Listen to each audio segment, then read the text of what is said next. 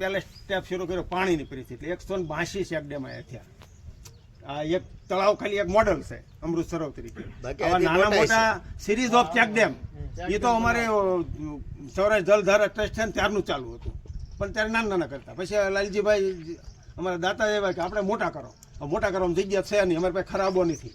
આ ગામમાં 1 ઇંચ પણ ખરાબો કે સરકારી પડતર જગ્યા નથી.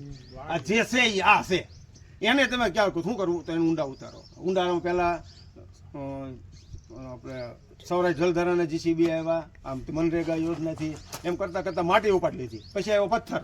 એટલે પછી લાલજીભાઈ કે જેટલા પૈસા થાય એટલા લાવો જીસીબી. હિટાશી એ ન તૂટ્યા, પેલા જીસીબી માર્યા, પછી હિટાશી મોટા 350 હિટાશી. પછી બ્લાસ્ટિંગ, છેલ્લા બ્લાસ્ટિંગ કરીને 30 ફૂટે લઈ ગયા. અહીંથી 8 કિલોમીટર પાણી ભર્યું. આ નદી આગળથી શરૂ થાય છે. તળાવ કરી નાખ્યું, ભરાઈ ગયું, બધું કરી નાખ્યું. 2 વર્ષ ધબધબાટી બોલાવી દીધી. અને માટી ક્યાં નાખવી? જગ્યા તો પડી નથી. અહીંથી આગળ જતા અમારું ગૌસર પડ્યું હતું, એની મંજૂરી કરાવી. કેટલા અમે ધોળા કર્યા, કારણ કે ગૌસરમાં માટી નખાય નહીં, એનો ડુંગરો બનાવ્યો. પણ માટી તો નાખવી. ઘણા ખેડૂતને જરૂર હતી એ માટે લઈ ગયા, પણ જે નથી જરૂર કાળા પથ્થર છે એ ત્યાં નાખ્યા. અત્યારે એ હોનું થઈ ગયું. પથ્થર તો તાસ હોય તૂટી જાય. આખું દુનિયા ભરેસ ધબધબાટી ખેતરમાં નાખે. ખેતીની ગુણવત્તા અમારા ગામમાં સુધરી ગઈ. 50 મણના 10 મણ કપા ન થતો એ 50 મણે પહોંચ્યો. એટલે પહેલાં આ તળાવના કામ થયા, માટીની વ્યવસ્થા કરી. હવે અહીંથી તો અમારે 4 કિલોમીટર પાણીની વ્યવસ્થા. વરસાદથી તો કોઈ તો ભરાતું નથી. આ જ્યારે નહોતું તળાવ ત્યારે ખાડો હતો, જે નાનો ચેકડેમ હતો. ચેકડેમ અમારા ગામના વરસાદે નહોતો ભરાતો. તો આવડું મોટું આ એની ઉપર બીજું ને એની ઉપર ત્રીજું, આવા 4 છે. એને ભરવા કઈ રીતના? હવે એમાંથી લાલજીભાઈ ને બધા પાસે વિચાર કર્યો કે કેરી નદી અહીંથી 3 કિલોમીટર દૂર છે. હવે ત્યાં તો રસ્તા નથી, બધાની જમીન આવે છે. પાઇપલાઇન નાખી 3-4 ડાયામીટરની 3 ફૂટની પાઇપલાઇન, 9 કિલોમીટર પાઇપલાઇન નાખી. હવે ન્યા નાખી એટલે નીચેના ગામ વાળાને તકલીફ પડે. પછી અમારું પાણી ન્યા આવી ગયું. એ બધું સ્ટેપ બાય કરતા સૌની યોજના નીકળી. હવે સૌની યોજના નીકળે લાલજીભાઈની પાસે ગાંધીનગર જઈને મુખ્યમંત્રી પાસે પહોંચ્યા. ગમે એમ કરીને અમને વાલ આપો. તે વખતે વાલની સિસ્ટમ નહોતી. એ જે રિક્વેસ્ટ કરવી પડે, ખર્ચો કરવો પડે, ખર્ચો કરીને વાલ મૂક્યા. એટલે પાણી આવે ત્યારે સ્ટાર્ટિંગમાં સૌની યોજના 2 પાઇપો માટે નીકળે માથે ગરડા ઉપર. ત્યાંથી પાછા ન્યાય વ્યવસ્થા કરવી પડે. તળાવમાં પાણી કેમ લઈ જવું, જ્યાં ખોદવું પડે ના ખોદવાનું, જે પાઇપ નાખવી પડે પાઇપ નાખવાની. પછી એવું નીચેના ગામમાં અમારે પાણી નથી, ન્યાય પાઇપ નાખી દેવાની. ઓગાર નથી, ઓગાર લાલજીભાઈ અને અમારી ટીમે નાખી દીધા. કારણ કે લાભ કરતા જે નુકસાન થાય છે ને એ અમને બહુ તકલીફ પડતી હતી. તો તમે કે હાલો આ વાડી છે, પાળો બનાવ્યો, આ વાડી છે, હવે આનો ઓગાર ક્યાં કાઢવો? તો અહીંથી ભૂંગળા નાખી દો. કે એ ખેડૂતને ખર્ચો નહીં. આવી સુવિધા કરી અને આ ગામનું મોડેલ બનાવ્યું. પછીના સ્ટેપ ઉપર ગામના વિકાસ ઉપર આવ્યા. પછી મનસુખભાઈ માંડવિયા સાહેબ આપણે તે વખતે મંત્રી હતા એટલે એમને દત્તક લીધું. ખૂબ સરસ રોડ, રસ્તા, બધી કચરામાં સિસ્ટમ નહોતી. કચરાની ગાડી શરૂ કરી અમે જાતે. નીતિનભાઈ હાંકે, હું અહીંયા કચરો ડેવલો હાંકું. પછી સરકારી ગાડી લાવ્યા, ઘરની ગાડી લાવ્યા અમારી કમિટીમાં આપી. પછી સરકારે આપી. એમ કરતાં કરતાં ડેવલપ થતા 12 વર્ષે આજ તમે અમારા ગામમાં બધા કેરળની ટીમો પણ અહીંયા આવી ગઈ, અમદાવાદની ટીમો આવી ગઈ છે, રાજકોટથી આ હતા તમે આવ્યા, એ ટાઈપના બધી ટીમો આવે છે. અમને આનંદ થાય. બાવળિયાના કાંટા નાખી અને આવી રીતે શરૂઆત કરી હતી. મારો રસ્તો રાજકારણ બાજુ ગયો, એને સદભાવના વૃદ્ધાશ્રમ ખોલ્યું, આ કર્યું. અત્યારે કરોડો ઝાડવા એ સોંપી દીધા. ભગવાન સોંપી દેવા. આપણે શું કર્યું છે? વૃક્ષારોપણ બધા કરીએ છીએ, સરપંચ લેવલ બધા કર્યું છે. પણ જેટલા વૃક્ષારોપણ કર્યા એની ડાયરી બનાવી કે એમ જ કર્યું, ઝાડવું મોટું થયું, એકેય મોટું નહીં થયું. આની પાસે ફોટા હશે, નાનું સોયબું હોય ત્યારથી મોટું. મારી પાસે બધા ફોટા છે. આ પહેલા કેવું હતું, અત્યારે કેવું છે. હું મૂક્યા કરું મારા ફેસબુક એકાઉન્ટ ઉપર ને ઇન્સ્ટામાં બધે મૂકું છું કે પહેલા આવું હતું, હવે આવું છે. દેખાય ક્યારે? 10 વર્ષ પછી દેખાય. એટલે તમે ઝાડવું સોંપો કે વૃક્ષ સોંપો, તેને નાના છોકરા ઘોડે અમે 4 વર્ષનો કોન્ટ્રાક્ટ આપીએ છીએ. 1250 રૂપિયા એક ઝાડવા દીઠે આપણે કાઢવા પડે છે. અત્યારે 1500 છે એમ, અને 1250 એ વૃદ્ધાશ્રમને દાન આવે છે એમાંથી. એટલે અમે એવો પ્રોગ્રામ ગોઠવો કે ભાઈ કોઈની પુણ્યતિથિ હોય, બર્થડે હોય કે કોઈનો કોઈ પણ સારો પ્રસંગ હોય એનું નામ લખાવે, કોઈનું શ્રાદ્ધ હોય, એવું બધું. એમ એક સોશિયલ મીડિયામાં ઝુંબેશ ઉપાડી તો બધા લખવા માંડ્યા. લખો મારા 5 ઝાડવા, મારા 2 ઝાડવા, મારું એક જાનો માણસ, એક લાલજીભાઈ જેવા કે 500 લખો, ઉલાભાઈ કે મારા 50 લખો. આવી રીતે મેં એક ફંડ ભેગું કર્યું અને એ વિજયભાઈ ડોબરિયા સાથે મળી અને ફરીને પાછું બીજી વખત આ નવા પિંજરા ને નવી વેરાયટી હતી. ઝાડવા પણ અમે આંધ્રપ્રદેશમાંથી લાવ્યા કે સીધી હાઈટ 6 ફૂટ હોવી જોઈએ, 5 વર્ષનું ઝાડવું હોય એટલે આપણે 3 વર્ષ મહેનત કરવાની. એવડે એ લોકો પોતાના ટેન્કર એને રિપેર કરવું, બળી ગયો તો ફરીને રોપવું, આ બધું કરી અને અમને ઝાડવું મોટું કરીને દેવાના છે.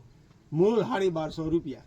એ તે પાછા ગામમાં આપણે દાતા તરીકે તમારી ઉપર ભરોસો હોય તમે એ પોતે આપે છે. એને 2 નામ પ્લેટ લાગે છે કે 1250 ભાઈ વિનુભાઈ નારાયણભાઈ આપ્યા કે ફલાણાભાઈ આપ્યા 1250. એને જે દાન આવ્યું છે ડાયરેક્ટ એમાંથી એટલે 3000નું એક ઝાડું પણ 4 વર્ષથી મહેનત કરે છે અને મોટું કરીને તમને દે છે. અને આ હરિયાળી તમે જોવો છો ને, આ એમના સાથે તમારા ગામમાં ઝાડવું નહોતું, પાણી નહોતું. મેં તમને કીધું અમારે વાડીએ જવું હોય ને તો પાણી લઈ જવાનું, દવા છાંટવાનું પાણી લઈ જવાનું, એવી પરિસ્થિતિમાંથી કરવામાં આવ્યો. અને એની અંદર મનરેગા યોજનાનો પણ લાભ લેવામાં આવ્યો.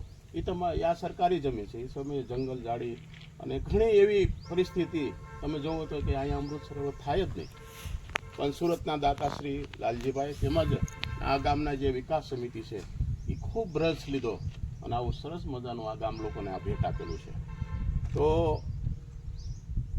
ગામનો કુલ ખર્ચ થયેલ છે, આ કામ શરૂ થયું તે 2022માં એપ્રિલમાં થયું હતું અને ઓગસ્ટમાં તો પૂરું કરી દીધું કામ. એટલે 15/8/2022ના રોજ આ કામ પૂરું નથી થયું. નાણાકીય સહયોગ જોઈએ તો 15મું નાણાં પાસ મનરેગા યોજના અને ધર્મનંદન ડાયમંડ એસોસિએશન દ્વારા છે એ વધારાની જે ઘટતી રકમ છે લોકભાગીદારી દ્વારા સરકારશ્રીથી એમને ડબલ કરીને, એટલે તમને ખબર છે લોકભાગીદારીમાં શું હોય, પછી સરકાર ગ્રાન્ટ આપે છે તો એનો પણ આ તકે લાભ લેવામાં આવ્યો હતો. એમ કામનો કુલ ખર્ચ થશે 1 કરોડ છે, 1,49,000 કરોડ 1 કરોડ છે, 1 કરોડ ને 49 લાખ આમાં અંદર ખર્ચો કરવામાં આવ્યો છે. અને આ સરોવરનો જે વિસ્તાર છે ગટરનું આવતું હતું, પણ જે આ ગામ લોકોના સહયોગથી એ લોકોનું આયોજન બહુ સરસ કર્યું. આ લોકોએ બધી યોજના 15મું નાણાં પણ છે કે એટીવીટી એ બધી જેટલી યોજના હતી ને બધામાંથી એને લઈને આ જે ગટરનું ગંદુ પાણી આમાં જે વહેતું હતું ને બધું એને બાયપાસ કર્યું છે અને બધી યોજનાનો લાભ લઈને ગટરનું ગંદુ પણ ઠેઠ બહાર કાઢ્યું છે ત્યાં. અને હજી જો કે આમાં જે અમારા વિકાસના કામો કરવાના બાકી છે, સ્ટોન પેચિંગની, જે એની જે અમારા પ્રોસેસમાં છે. ગામ લોકોનો બહુ સારો એવો સહયોગ રહ્યો છે.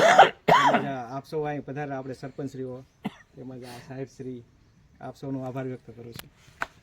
પદાધિકારી તાલુકા પંચાયતના પદાધિકારી છે અને આપણા તલાટી કમ મંત્રી અને સરપંચશ્રીઓ સભ્યો તથા આ ઉગામેડી ગામના તલાટી કમ મંત્રી છે, એમનો આપણે સહકાર વધુ છે આપણે કે જેમાં વિસ્તરણ અધિકારી સાહેબ અને સદસ્યશ્રીએ જેમ આપણને વાત કરી કે આપણે આવું આવું કરવું જોઈએ. સરકારની ઘણી એવી યોજનાઓ છે કે એનો આપણે લાભ લઈ શકીએ, પણ જે લાભ ઉગામેડીના ગ્રામજનોએ લીધો છે એવો લાભ આપણે લઈ શકીએ છીએ, પણ દરેક ગામની અંદર 2 ભાગ હોય છે, બરોબર? તો એ ભાગને કે રીતે આપણે એક કરવા, એ જો હું પોતે સરપંચના ટેબલ ઉપર છું એટલે મને ખબર છે કેવી પોઝિશન હોય દરેક ગામની અંદર, બરોબર? તો એની અંદર શું કોઈ એવું વિરોધ પક્ષવાળું હોય તો આપણે એને સમજાવવું પડે કે કઈ યોજનામાંથી કેવી રીતે લાભ લેવો, ક્યાંથી આપણે જો કોઈ યોજનાની અંદર આપણે કામ કરાવવું હોય તો એની અંદર આપણે કોઈ આપણા ધારાસભ્ય છે, MP MLA કે સરકારની ઘણી એવી યોજનાઓ છે કે એની અંદરથી આપણે લઈ શકીએ છીએ. અને સરકાર આપણને ગ્રામ પંચાયતને પણ ઘણી ગ્રાન્ટો આપે છે કે એમાંથી કામ કરવા માટે. પછી આ ઉગામેડીનું અમૃત સરોવર છે.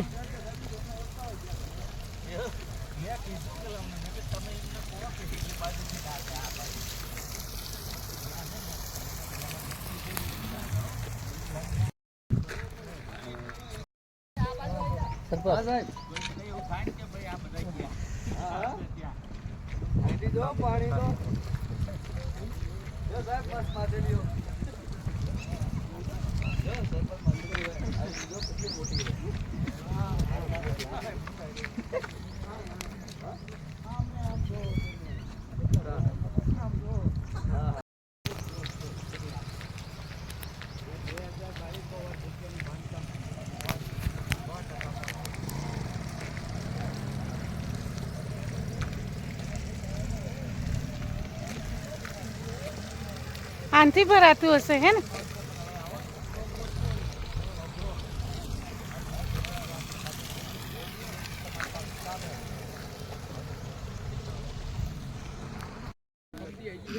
આ બોરડી છે બોર કેટલા આયા જો નાની બોરડી તોય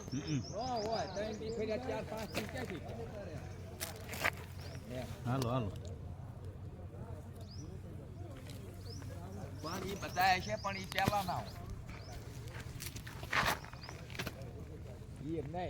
હવે કાલે ઘરે આવ્યા કે નહીં